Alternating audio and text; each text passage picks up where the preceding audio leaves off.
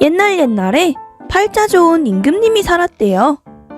세상에서 이 임금님보다 팔자 좋은 사람은 아마 없었을 거예요. 나라에도 집안에도 골칫거리라고는 눈꽃만큼도 일어나지 않았거든요. 이렇게 살다 보니 임금님은 몹시 심심할 수밖에요. 뭐 신나고 재미나는 일이 없을까? 임금님은 늘 이런 궁리만 했지요. 그러던 어느 날 한 신하가 와서 소곤거렸어요. 임금님과 나이도 같고 생일도 같고 태어난 시간도 같고 얼굴도 똑같은 노인이 살고 있답니다. 임금님은 귀가 번쩍 뜨였지요. 뭐라? 그게 사실이더냐? 그 노인을 당장 불러들여라. 노인은 영문도 모른 채 으리으리한 궁궐에 도착했어요. 임금님은 노인을 보자마자 화들짝 놀라고 말았어요. 노인도 임금님을 보자 눈이 쟁만만해졌지요. 임금님과 노인은 할 말을 잃은 채 서로를 멍하니 바라보고만 있었어요. 그러다 잠시 후 임금님이 입을 열었지요. 과연 나와 똑같이 생겼구나. 임금님은 노인에게 궁금한 것을 이것저것 물었어요. 너와 나는 한날 한시에 태어났다. 난 이 나라에서 가장 높은 임금인데 넌 무슨 일을 하느냐? 노인은 머리를 조아리며 말했어요.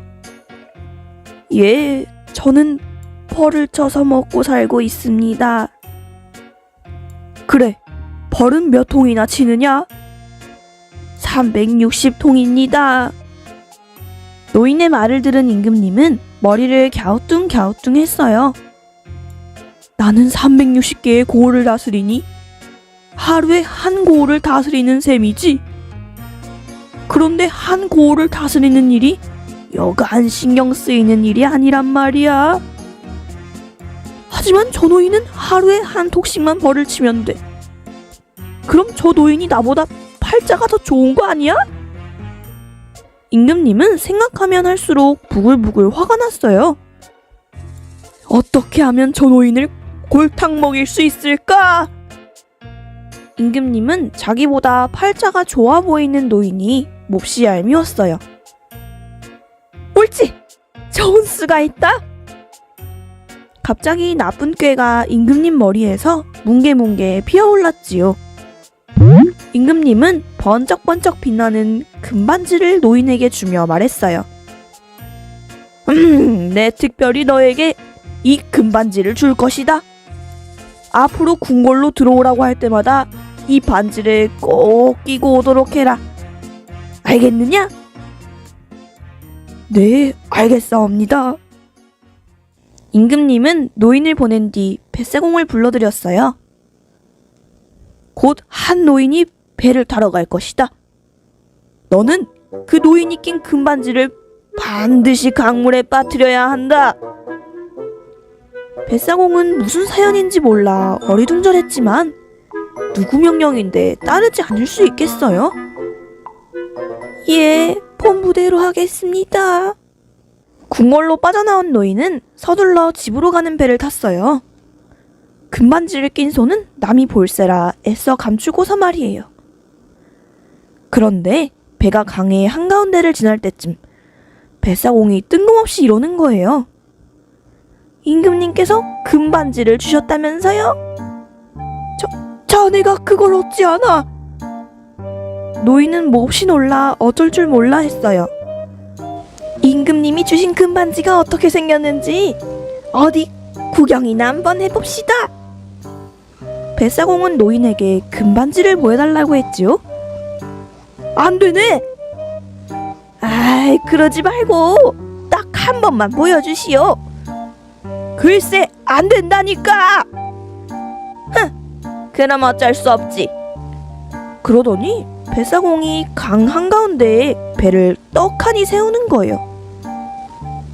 아니, 자네 지금 뭐 하는 건가? 금반지를 보여주기 전까지는 노를 젓지 않겠소. 뱃사공은 막무가내로 버텼어요. 옥신각신 실랑이를 벌인 끝에 노인은 하는 수 없이 금반지를 보여주고 말았지요. 오, 정말 큼지막하니 멋진 반지구려. 나도 딱 한 번만 껴봅시다. 이번에는 뱃사공이 금반지를 껴보자고 하는 거예요. 안 되네. 그건 절대 안 되네. 노인은 고개를 절레절레 흔들며 반지를 낀 손가락을 꽉 오므려 쥐었어요. 하지만 뱃사공의 등살에 배겨낼 수가 있어야지요. 노인은 울며 겨자 먹기로 금반지를 빼주었어요. 그런데 뱃사공이 금반지를 껴보는 척하더니 깊고 깊은 강물 속으로 퐁당 빠뜨리는 거예요.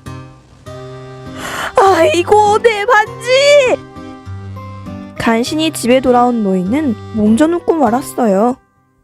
누구한테 이야기도 못하고 그저 속으로만 끙끙 앓았지요.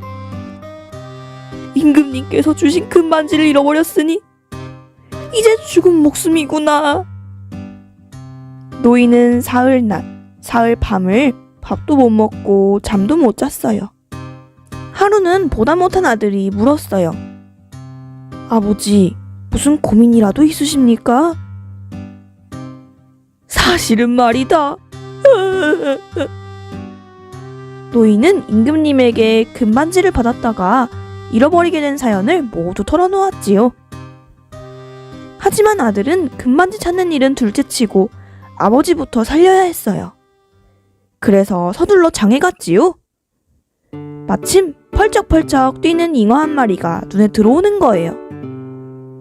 그래, 일단 잉어 매운탕을 끓여드리자. 아들은 가장 크고 싱싱한 잉어 한 마리를 사서 집으로 돌아왔어요. 그러고는 잉어를 아내에게 주며 말했어요. 이것으로 잉어 매운탕을 끓여드립시다. 아버지가 저렇듯 편찮으시니 맛있는 음식이라도 해서 올려야 하지 않겠소. 아내는 잉어의 비늘부터 먼저 정성스레 손질했어요. 그리고 큼지막한 잉어를 반으로 뚝 자르려는데 그 순간 쨍그랑 하는 소리가 나는 거예요. 아니, 이게 뭐야? 아내가 집어든 것은 뱃사공이 강물에 빠뜨렸던 바로 그 금반지였어요. 여보! 여보! 아내는 남편을 부르다가 아버님! 아버님! 노인을 부르고 허둥지둥 정신이 하나도 없었지요. 이제 살았구나. 노인은 금반지를 보며 눈물을 글썽거렸어요. 걱정을 덜게 된 노인은 잉어 매운탕 한 그릇을 뚝딱 비우고 거뜬하게 자리에서 일어났지요. 그리고는 다시 벌을 치기 시작했어요. 임금님이 주신 금반지를 꼭 끼고 말이에요. 세월이 흐르고 흘러 여러 해가 지났어요. 세상에서 가장 팔자 좋은 임금님이 또 몹시 심심해졌지요. 임금님은 뭔가 재미나는 일이 없을까? 궁리궁리하다가 문득 옛날에 금반지를 준 노인이 생각났어요. 옳지! 그 노인을 불러드려야겠군! 그동안 마음고생 좀 했겠지? 임금님은 노인을 급히 불러드리라고 명령했어요. 자, 어서 내가 준 금반지를 내놓아보아라! 만약 금반지가 없으면 가만두지 않겠다! 임금님은 마치 고양이가 쥐를 어루듯 큰 소리를 땅땅 쳤지요. 여기 있습니다. 노인은 자신있게 반지를 낀 손을 내밀었어요. 순간 어안이 벙벙해진 임금님은 아무 말도 못했지요. 반지가 없어야 하는데 분명 자신이 준 반지를 끼고 있으니 말이에요. 임금님은 하는 수 없이 노인을 그냥 돌려보냈어요. 궁궐에서 돌아온 노인은 그 뒤로도 벌을 치며 오래오래 행복하게 잘 살았대요. 그럼 세상에서 가장 팔자 좋은 임금님은 어떻게 되었냐고요? 심심할 때마다 자기보다 팔자가 더 좋다고 생각한 그 노인을 어떻게 골탕먹이나 궁리하며 보냈대요.